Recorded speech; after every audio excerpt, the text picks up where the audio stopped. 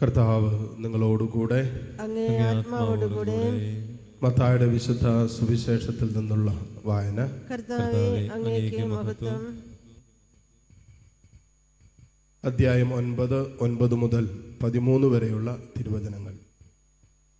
അക്കാലത്ത് യാത്രാമധ്യേ മത്തായി എന്നൊരാൾ ചുങ്കസ്ഥലത്ത് ഇരിക്കുന്നത് യേശു കണ്ടു. യേശു അവനോട് പറഞ്ഞു, എന്നെ അനുഗമിക്കുക. അവൻ എഴുന്നേറ്റ് യേശുവിനെ അനുഗമിച്ചു.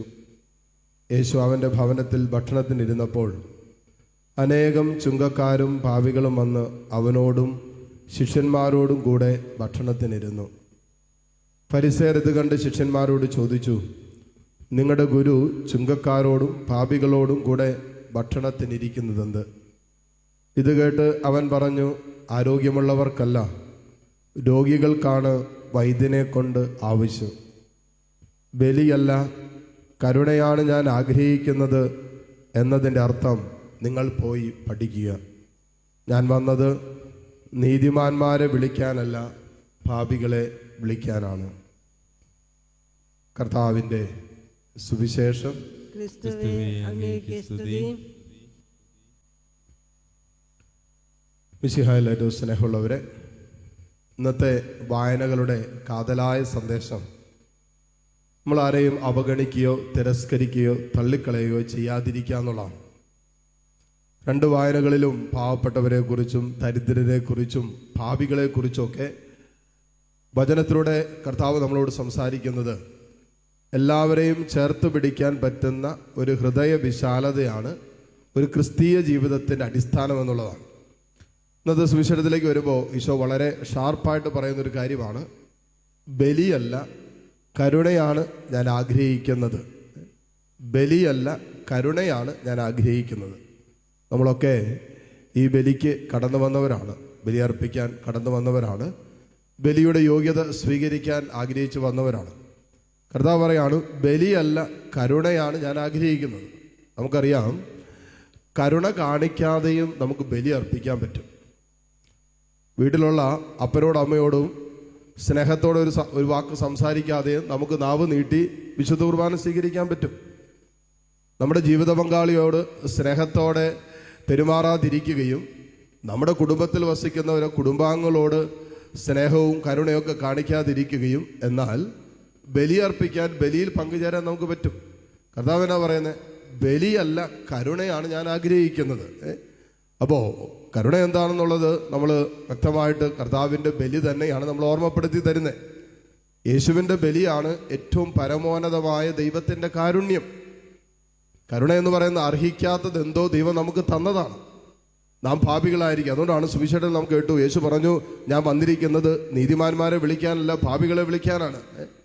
റോമക്കാർക്ക് എഴുതിയ ലേഖനം 5-ാം അധ്യായം 8-ാമത്തെ വചനത്തിൽ നാം വായിക്കുന്നുണ്ട്, നാം പാപികളായിരിക്കെ ഏതെങ്കിലും നല്ലവർക്ക് വേണ്ടി ഒരുവൻ മരിക്കുക സാധ്യമാണ്.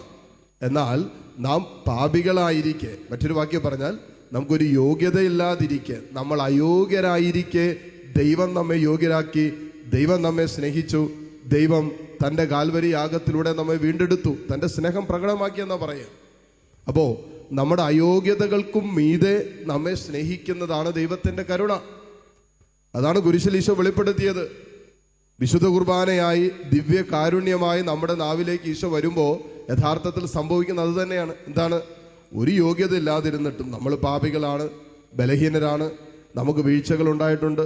നമ്മുടെ സംസാരത്തിൽ, നമ്മുടെ പ്രവൃത്തികളിലൊക്കെ ഈ നിരന്തരമായ വീഴ്ചകളും ഇടർച്ചകളൊക്കെ നമ്മുടെ ജീവിതത്തിൽ ഉണ്ടായിട്ടുണ്ടെങ്കിലും നാം പാപികളായിരിക്കെ തന്നെ ദിവ്യകാരുണ്യമായി ദൈവത്തിൻ്റെ കരുണ നമ്മളിലേക്ക് വിശുദ്ധ കുർബാനയിലൂടെ, ബലിയിലൂടെ കടന്നു വരികയാണ്. ഒന്നാണ് ഈശോ പറഞ്ഞത്, ഞാൻ വന്നത് പാപികളെ വിളിക്കാനാണ്. ഈശോ ലോകത്തിലേക്ക് വന്നത് തന്നെ പാപികളെ വിളിക്കാനാണെന്നുള്ളത് സുവിശേഷത്തിലുടനീളമുള്ള സന്ദേശമാണ്. ഇപ്പോൾ നീതിമാന്മാരെ വിളിക്കാനല്ല. ചിലപ്പോഴൊക്കെ നമ്മുടെ ആത്മാഭിമാനം കൊണ്ട് ദൈവത്തിൻ്റെ കരുണ നമ്മളിലൂടെ പൂർത്തീകരിക്കപ്പെടാതെ പോകും. നമുക്ക് നമ്മുടെ ആത്മാഭിമാനം വലുതായിട്ട് നിൽക്കുന്ന സമയത്ത് ചിലപ്പോൾ നമ്മൾ കരുണ കാണിക്കുകയില്ല, ചിലപ്പോൾ നമ്മൾ ക്ഷമിക്കുകയില്ല. നമ്മൾ പറയല്ലേ, അയ്യോ എനിക്ക് ക്ഷമിക്കാൻ പറ്റില്ല. കാരണം എന്താ? അത് എൻ്റെ സ്റ്റാറ്റസിന് ചേർന്നതല്ല, അവനെന്നെ വേദനിപ്പിച്ചതല്ലേ, അവളെന്നെ വേദനിപ്പിച്ചേ. അതുകൊണ്ട് അവർ വേണമെങ്കിൽ വന്ന് ആദ്യം മാപ്പ് പറയട്ടെ, ഞാൻ ക്ഷമിക്കുകയില്ല. കാരണം എന്താ? ഞാൻ അപ്പനാണ്, ഞാൻ അമ്മയാണ്, അല്ലെങ്കിൽ ഞാൻ അവനേക്കാളും മൂത്തതാണ് എന്നൊക്കെ പറഞ്ഞ് നമ്മുടെ ആത്മാഭിമാനം ചിലപ്പോൾ കരുണ കാണിക്കുന്നതിന് തടസ്സമായിട്ട് മാറും. ജോബിൻ്റെ പുസ്തക നിനിവയിലേക്ക് കടന്നുപോയ ജോനായുടെ ജീവിതം വായിക്കുമ്പോൾ അവിടെ ജോന ചെന്ന് കൃത്യമായ സുവിശേഷ പ്രഘോഷണം കർത്താവ് പറഞ്ഞതനുസരിച്ച് സുവിശേഷം പറഞ്ഞു, കർത്താവിൻ്റെ വചനങ്ങൾ പങ്കുവെച്ചു കൊടുത്തു. നിനിവേ വാസികൾ മുഴുവനും പശ്ചാത്തപിച്ചു. അവർ ചാരം പൂശി ചാക്കൊടുത്ത് അനുദപിച്ച് കർത്താവിൻ്റെ വചനത്തിലേക്ക് സ്നേഹത്തിലേക്ക് തിരിച്ചു വന്നു. അപ്പോൾ കർത്താവ് എന്താ ചെയ്തേ? അവരോട് കാണിക്കുമെന്നും അവരുടെ മേൽ വെളിപ്പെടുത്തുമെന്ന് പറഞ്ഞ ശിക്ഷ പിൻവലിച്ചു. ഇത് യോനായ്ക്ക് ഇഷ്ടപ്പെട്ടില്ല. യോന ദൈവത്തിനെതിരെ പെറുപെറുക്കുന്നുണ്ട്. എന്ത് തോന്നിവാസ കാണിച്ചത്? എന്നെ കളിയാക്കുമല്ലേ ചെയ്തത്? ഞാൻ വന്നിങ്ങനെയൊക്കെ പറഞ്ഞിട്ട് അപ്പം അതൊക്കെ സംഭവിക്കാതിരുന്ന ഞാൻ മണ്ടനാകില്ലെന്നൊക്കെ പറഞ്ഞ് യോന ദൈവത്തോട് സംവദിക്കുന്നുണ്ട്. അപ്പോൾ യോനയുടെ പ്രശ്നം എന്നാ? യോനയുടെ ആത്മാഭിമാനമാണ് അവിടെ പ്രശ്നം. യോന പ്രവചിച്ചതിന് ശേഷം കർത്താവിൻ്റെ വചനം പറഞ്ഞ് ഒരു ദേശവാസികൾ മുഴുവനും കർത്താവിൻ്റെ കാരുണ്യത്തിലേക്ക് ജീവിതം മാറി രക്ഷപ്പെടുന്ന അതൊന്നും യോനയ്ക്ക് അപ്പോൾ ഒരു പ്രശ്നമല്ല. അവർ രക്ഷപ്പെടലല്ല ഇപ്പോൾ പ്രശ്നം. നിനിവയിലേക്ക് യോന വന്നത് തന്നെ ദൈവജനത്തെ മാനസാന്തരത്തിലേക്ക് നയിക്കാൻ വേണ്ടിയാ. അവർ മാനസാന്തരപ്പെട്ട് കഴിഞ്ഞിട്ട് യോനയുടെ പ്രശ്നം എന്താണെന്നറിയാം? അവൻ്റെ ആത്മാഭിമാനമാണ്.